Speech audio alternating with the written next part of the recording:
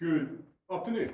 Good afternoon. 2 weeks ago, I updated you from this podium on the progress we had made as a country in our fight against coronavirus. And in many ways, that progress continues. The number of patients admitted to hospitals is still falling and now stands at just over 100 each day. In April, there were more than 3,000 coronavirus patients in mechanical ventilation beds, but now the latest figure is 87. The number of deaths continues to fall, and although one is too many, that is obviously encouraging. But I've also consistently warned that this virus could come back and that we would not hesitate to take swift and decisive action as required. And I'm afraid that in parts of Asia and Latin America, the virus is gathering pace, and some of our European friends are also struggling to keep it under control. As we see these rises around the world, we can't fool ourselves that we are exempt. We must be willing to react to the first signs of trouble. Today, the weekly survey by the Office for National Statistics reports that the prevalence of the virus in the community in England is likely to be rising for the first time since May. Around 1 in 1,500 now have the virus compared to 1 in 1,800 on the 15th of July and 1 in 2,000 on the 2nd of July. The ONS also estimate that there are now 4,900 new infections every day, up from around 3,000 per day on the 14th of July and 2,000 per day at the end of June. We just can't afford to ignore this evidence. It's vital to stress, of course, that we are in a far better position to keep the virus under control now than we were at the start of the pandemic, because we know so much more about the virus. We have so many more tools at our disposal to deal with it. Our testing capacity has increased 100-fold. We have a contact tracing system up and running, which has led to over 184,000 people isolating who may otherwise have spread the virus, and is capable of tracing thousands of contacts every day. We've secured billions of items of PPE to withstand the new demands on hospitals and care homes. And of course, we have new treatments pioneered in this country, like dexamethasone, remdesivir, to shorten recovery times and reduce mortality rates. But as I say, we cannot be complacent, and I won't stand by and allow this virus to threaten to cause more pain and more heartache in our country. So that's why last night the Health Secretary announced new restrictions on household contact in the Northwest, specifically Greater Manchester and in parts of East Lancashire and West Yorkshire. These are targeted measures on social contact between households, which the data tells us is driving the current increase in cases. Businesses and workplaces should continue as before in those areas.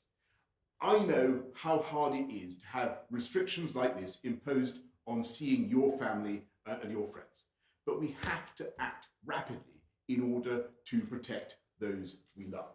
And we know this sort of intervention works. Measures taken in Leicester and Luton have suppressed the virus and allowed us to relax measures. Even as we act locally, it's also my responsibility to look again at the measures we have in place nationally in the light of the data that we're seeing about incidence. And you'll remember, every point I have said, our plan to reopen the society and the economy is conditional, that it relies on continued progress against the virus, and we would not hesitate to put the brakes on if required. With those numbers creeping up, our assessment is that we should now squeeze that brake pedal in order to keep the virus under control. On Saturday, the 1st of August, you'll remember we had hoped to reopen in England a number of the higher risk settings that had remained closed. And today, I'm afraid we're postponing those changes for at least a fortnight. That means until the 15th of August at the earliest, casinos, bowling alleys, skating rinks, and the remaining close contact services must remain closed. Indoor performances will not resume. Pilots of larger crowds in sports venues and conference centres will not take place, and wedding receptions of up to 30 people will not be permitted, but ceremonies, of course, can continue to take place in line with COVID secure guidelines. And I know that the steps that we're taking will be a real blow to many people, to everyone obviously whose wedding plans have been disrupted or who cannot now celebrate Eid in the way that they would wish. And I'm really, really sorry about that, but we simply cannot take the risk. We will, of course, study the data carefully and move forward with our intention to open up as soon as we possibly can. 2 weeks ago, I also said that from tomorrow, the government would give employers more discretion over how employees can work safely, whether by continuing to work from home or attending a COVID-secure workplace. And we know that employers have gone to huge lengths to make workplaces safe, so that guidance remains unchanged. We also said that we would pause shielding nationally from the 1st of August based on clinical advice, and that national pause will proceed as planned, and our medical experts will be explaining more about that decision and about the shielded group later today. Most people in this country are following the rules and doing their best to control the virus. But we must keep our discipline and our focus, and we cannot be complacent. I've asked the Home Secretary to work with the police and others to ensure the rules which are already in place are properly enforced. That means local authorities acting to close down premises and cancel events which are not following COVID-secure guidance, and it means a greater police presence to ensure face coverings are being worn where this is required by law. We will also extend the requirement to wear a face covering to other indoor settings where you're likely to come into contact with people you do not normally meet, such as museums, galleries, cinemas, and places of worship. We now recommend face coverings are worn in these settings, and this will become enforceable in law from the 8th of August. At this stage, we are not changing the rules on social contact nationally. I don't want to tell people to spend less time with their friends, but unless people follow the rules and behave safely, we may need to go further. 2 weeks ago, I said we would hope for the best, but plan for the worst. And of course, we continue to hope for the best. But the way to get that and to achieve that optimum outcome is if we all follow the rules, wash our hands, cover our faces, keep our distance, and get a test if we have symptoms so that NHS Test and Trace can keep the virus under control. And that is how we will avoid any return to a full national lockdown. We've made huge progress together. I know we're going to succeed, and I know we're going to beat this if each and every one of us continues to play our part. And I'll now hand over to Chris. Well, Chris has nothing to add to that, but I'll now then go straight to the media, and I think we're going to go to. Is it Sam Coates of Sky? Let's go to Sam Coates of Sky. Sam. Thank you, Prime Minister. You've just described how the virus is dramatically on the march, but also how you're going to go ahead with guidance changes tomorrow that lift lockdown some more to encourage employees to get back to work, and so that the most vulnerable, can't tell their employers that they're shielding. Do you really still want people to go back to the workplace in August and pupils back to school in September? Or do you think that curbing people's social lives will be enough? Are you not risking a trade-off between lives and livelihoods? And Professor Whitty, after what we've seen, can people still go back to work in the coming weeks and back to school in September?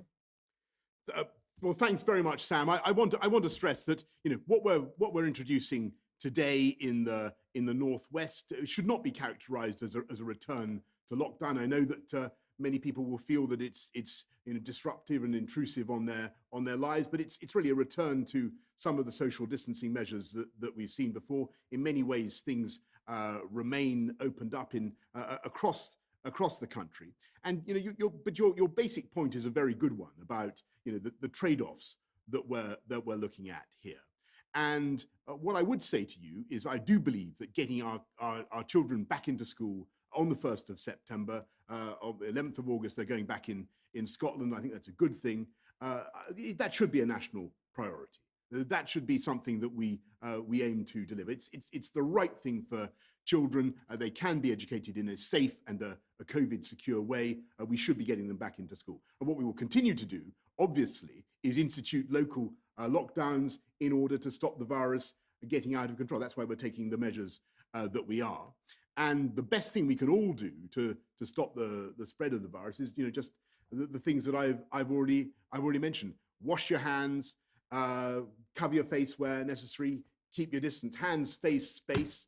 There's hands, face, space, plus get a test if you have symptoms and self-isolate. That's the way we're going to beat it. Chris, anything you want to add? On the shielding thing, Chris. I'll talk about shielding and also the question you addressed to me directly. I think we've all known that what we've got to try and do is get to the absolute edge of what we can do in terms of opening up the society and the economy without getting to the point where the virus starts to take off again. Because if you do too much in terms of opening up, the virus will come back.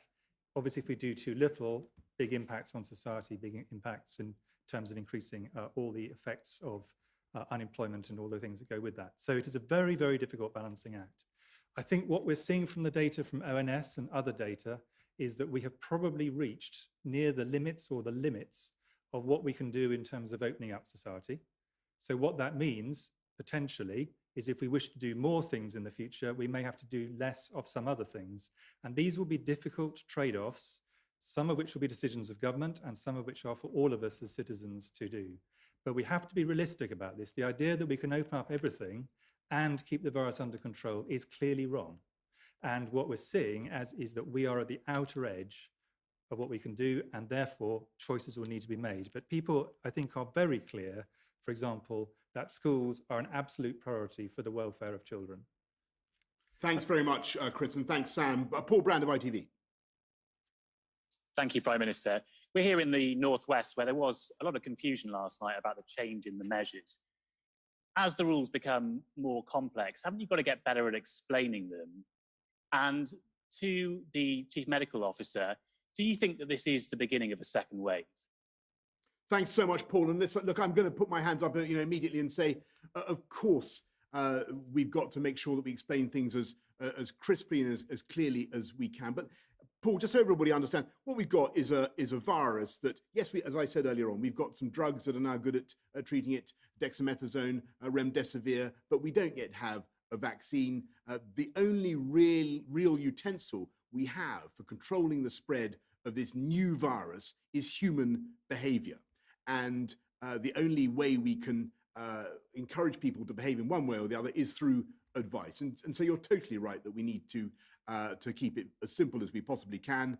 And that's why, to sum it up in a nutshell, it's hands, face, space, wash your hands, cover your face in the settings that we've mentioned, and keep your distance from other people where you don't know them, you're coming into contact with them for the first time, and of course get a test and self-isolate if you have symptoms. I hope that was pretty, that was pretty punchy. I think hands, face, space, and get a test. I think everybody can more or less remember that. That's what we're asking everybody to do. Chris. I don't think it's probably sensible to think about this as a second wave that's somehow traveling around the world. Those things do happen with some epidemics. Rather, this is a situation where if we go beyond a certain point in terms of people getting together, linking up households, the rates of this virus will start to increase.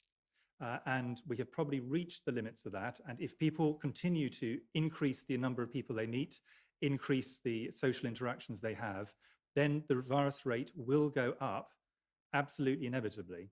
So this is really within our hands as society as to how we're going to respond to this. We either say we've actually probably taken it to the limit, we've got to stop now, we may have to pull back a bit, in fact, to keep this under control, or we do not. And if we do pull back, then we should be able to hold the line. And if we do not pull back and we start having further interactions, then we can expect to see an increase in cases with all the consequences that go with that. And thanks very much, Chris. Let's go to, and thank you, Paul. Let's go to Leena Nathu of the BBC.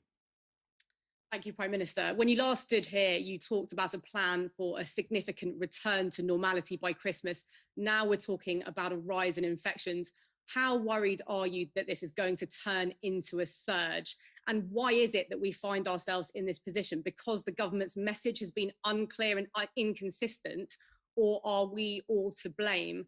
And just another one, if I may, including to Professor Whitty, did we move too fast with the loosening of restrictions?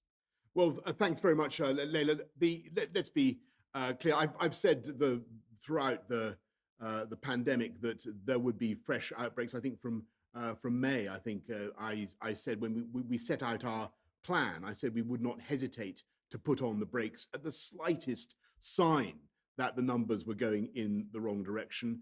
We're now seeing a warning light on the dashboard. It is right to respond in the way that we are. And as Chris has rightly said, the answer lies with all of us following that guidance and doing the right thing. I'm going to repeat it: hands, face, space, get a test. And if we do that, I've got absolutely no doubt that we will continue to bring it down. We know it was very telling that in Leicester, in Luton, in many other places around the country where they've had an outbreak, they've put in place measures, they've got on top of it, they've got tough, they've asked people to self-isolate, and that is working. And you're seeing the incidents come down again. So that's how we get back to as close to normal as possible, as I said 2 weeks ago. It's by maintaining discipline and maintaining focus: hands, face, space, get a test. In terms of whether it was too fast, every society is having to test how fast we can open up. And there are clearly big disadvantages to opening things up in the winter months where everything is against us. They benefit the virus and they disadvantage the health service and the NHS specifically. So I think what has clearly happened is ministers have decided to go in a very staged way, and that's allowed stopping things if the system does not allow. And that's what's happening today. That's what the Prime Minister has just announced, is actually by going in stages, you can stop at certain points and say, actually, this was a perfectly sensible thing to think about, but looking at the data now, this does not look like a sensible step to take at this point in time. Thanks very much, Leila, and thank you, Chris. John Stevens, Daily Mail. Thank you, Prime Minister. You said that you still want more workers to return to the office from the start of August, but after warnings about a second wave and these latest restrictions, some people might be feeling slightly apprehensive. What's your message to them? And quickly, what are your own plans for the summer? Well, John, I can say I will be working flat out, as you can imagine. Though I may allow a brief staycation to creep into the agenda if that's possible. But you know, on the point about what should people do in the message for employees and all our workforce in the country, it's what you know, you and I have discussed before. I want to see people discussing with their employers whether they can work from home. Lots of people can work from home. You know, a lot of people discover that it does work. But if employers think and employees think that actually to get in, you need to be productive, you need to be at your place of work, then you know that's a very, very important consideration. And it is safe to get into a COVID secure workplace. People should understand that, and that is our guidance. But I think we should just be really grateful that huge numbers of employers have put an awful lot of effort into trying to make workplaces COVID secure. It is absolutely essential that everybody does that, but the great majority are, and then when that happens, people stick to the guidance and the rules they're given. And John, it goes without saying that, you know, if people feel that their workplace isn't secure, then the HSC, the Health and Safety Executive, is there to enforce it. Is that, you know, if employers don't keep their workplaces COVID secure, then that's a matter that can be enforced in law, and we will come down hard on people who are not doing the right thing. But as Chris says, you know, the businesses, firms in our country have done a fantastic job of adapting to COVID, and will continue to do so. Harry Cole thanks very much. Harry Cole of The Sun. Thank you, Prime Minister. Thousands of our readers have had their European holidays ruined this summer, and now with the Southwest having a similar R rate as the Northwest, are staycations in doubt? What's your message to people who are scared about possibly travelling around this country, spreading the virus or catching it? Have you just cancelled summer? No, Harry. I don't think so, and I would encourage people still to think of wonderful staycations here in the UK.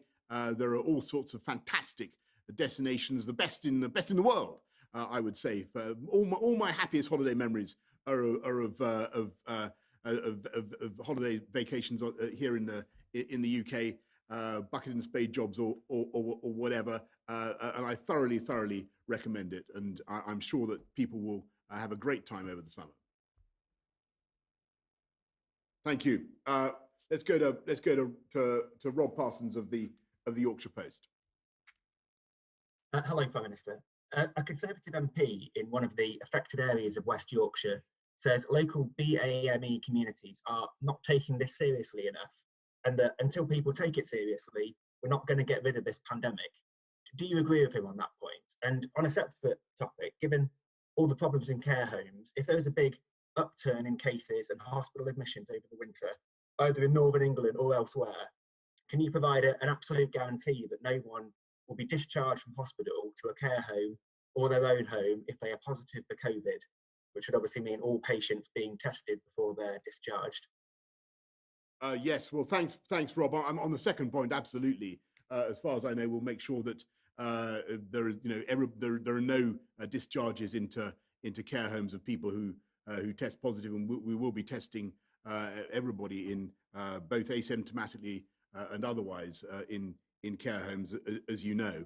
But on your first point about how are certain communities responding enough to the guidance? Well, I think it's up to all of us in government to make sure that the message is being heard loud and clear by everybody across the country, and to make sure that everybody is complying with the guidance. And a huge amount of effort is now going into that.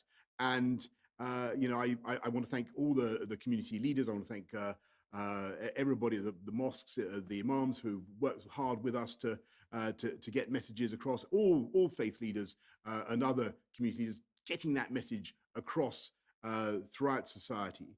And but ultimately, it's up to everybody. It's up to the whole country to get this right and to do it together. And what my message is going to be.